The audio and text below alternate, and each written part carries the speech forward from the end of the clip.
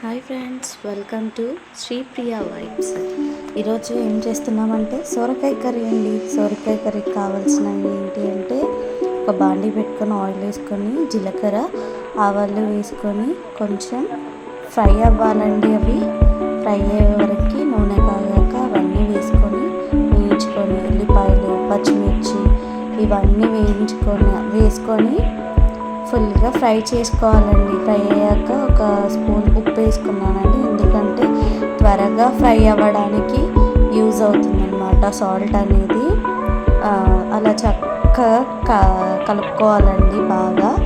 అవి కలిసిపోయి ఉప్పుతో పాటు మగ్గిపోయాక మనం ఏం చేయాలంటే చిటికెడు ఉప్పు అండి తగినంత, దాంతోపాటు ఉప్పు వేసుకున్న తర్వాత కొంచెం అల్లం కూడా వేసుకోవాలండి టేస్ట్కి తగినంత. నేనైతే ఒక హాఫ్ స్పూన్ అంతా వేసుకున్నానండి.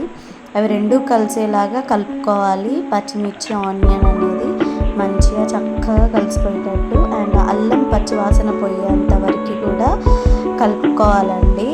చక్కగా మగ్గిపోవాలి. అల్లం పసుపు అనేది ఆనియన్కి మిర్చికి పట్టేలాగా బాగా కలుపుకోవాలండి చక్కగా.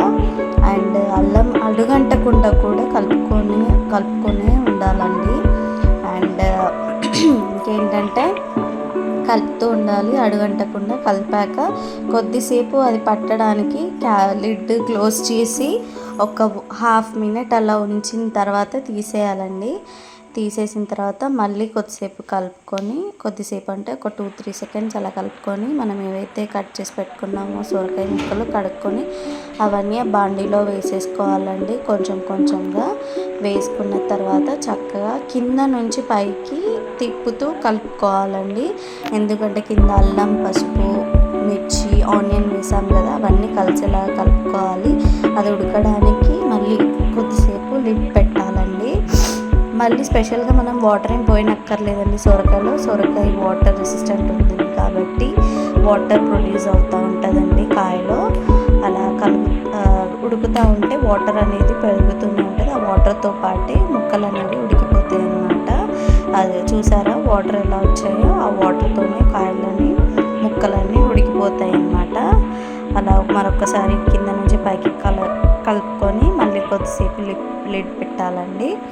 లిడ్ పెట్టిన తర్వాత మళ్ళీ కొద్దిసేపటి తర్వాత టమాటో వేసుకోవాలండి.